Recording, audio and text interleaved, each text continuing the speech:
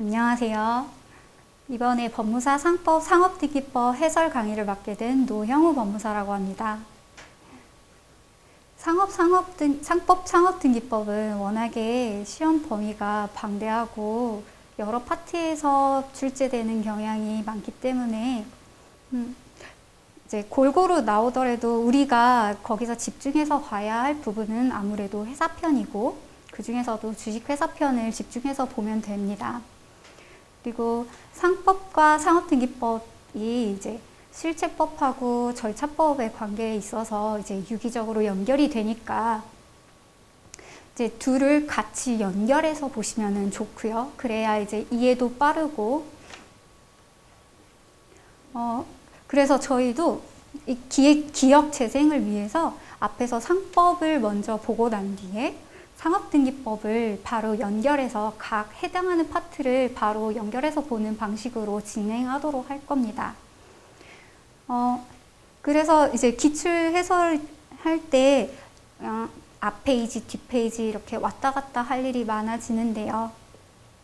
이제 앞에서 본 페이지랑 뒤에서 본 페이지랑 연결되는 곳들은 이제 페이지를 앞에 적어두도록 해서 연결해서 볼 수 있게 말씀을 드릴 거고요. 그리고 읽다 보면은 겹쳐지는 지문들은 아예 X 표시를 해서 지우도록 할 거예요.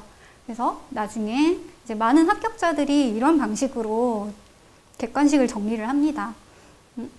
이제 결국엔 시험장 갈 때까지 기억에 남겨두고 안 외워지는 것들만 외우기 위해서 하는 거니까 이제 안 볼 지문들은 아예 금을 그어서 아예 다시는 눈이 가지 않게끔 지워버리는 게 중요해요.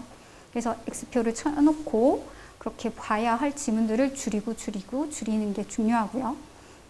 그래서 중복된 지문들을 이제 지우면서 보다 보면은 이거는 몇 번 기출이 됐었네.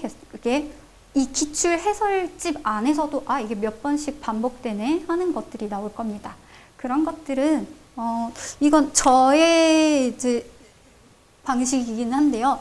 저는 이렇게 한 번 나왔으면 한 번, 두 번 나왔으면 두 번 이렇게 번호 앞에 표시를 해 두었어요.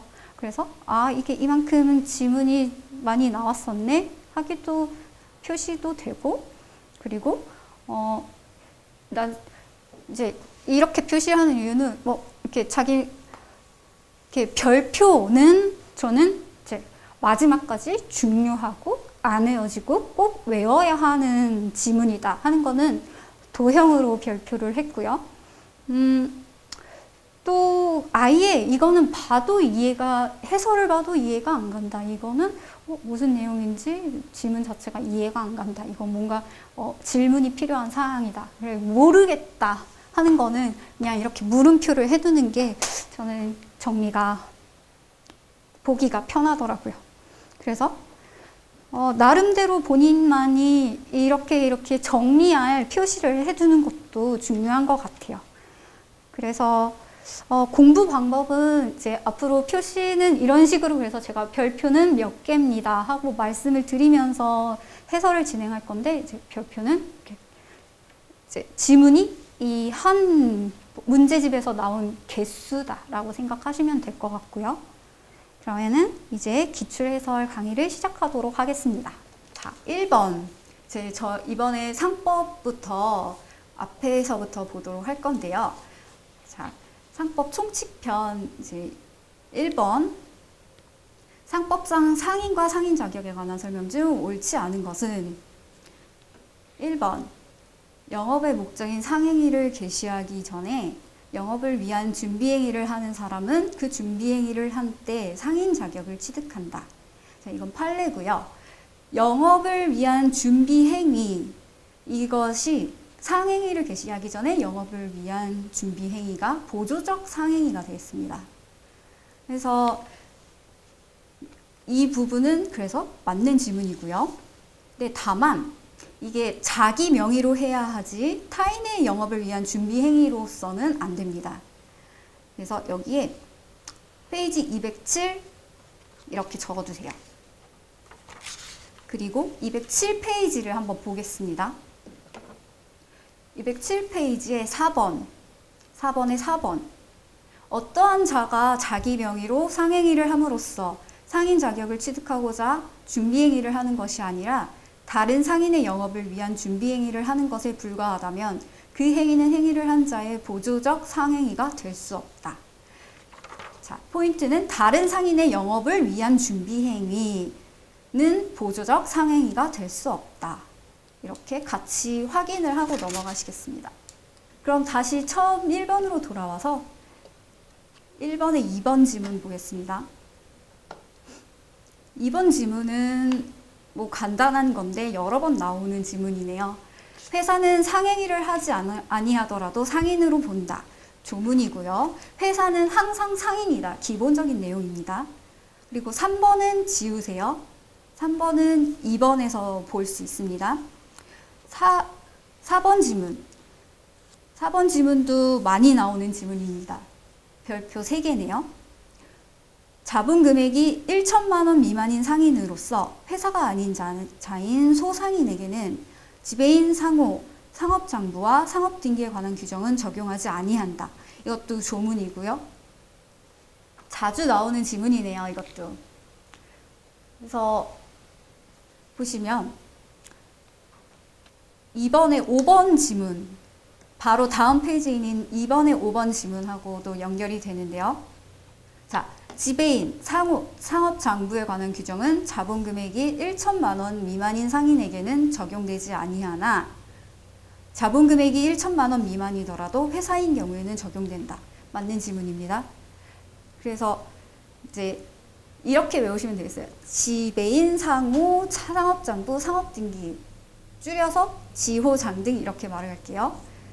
지배인의 지, 상호의 호, 상업장부의 장, 상업등기의 등 해서 지호장등은 소상인에게 적용되지 아니하고, 그리고 소상인의 개념은 자본금액이 1천만 원 미만인 자로서 회사가 아닌 자로 합니다.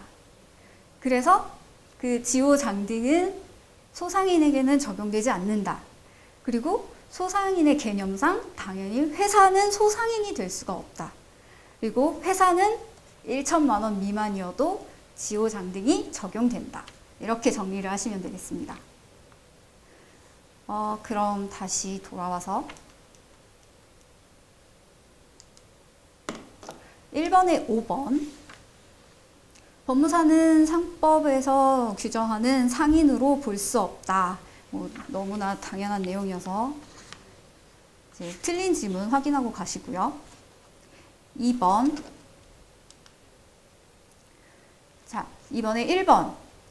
상인은 자기 명의로 상행위를 하는 자이므로 행정관청에 대한 인허가 명의자나 국세청에 신고한 사업자 등록상의 명의자가 별도로 있다면 실제 영업상의 주체라도 상인이 되지 아니한다.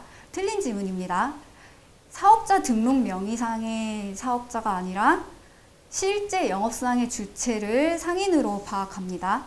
판례고요. 2번. 농업협동조합은 그 업무 수행 시 조합원이나 회원을 위하여 최대한 봉사하여야 하고 설립 취지에 반하여 영리나 투기를 목적으로 하는 업무를 하지 못하도록 농업협동조합법에서 규정하고 있으므로 농업협동조합이 그 사업의 일환으로 조합원이 생산하는 물자의 판매 사업을 한다 하여도 농업협동조합을 상인이라 할 수 없다. 맞는 지문입니다. 판례고요.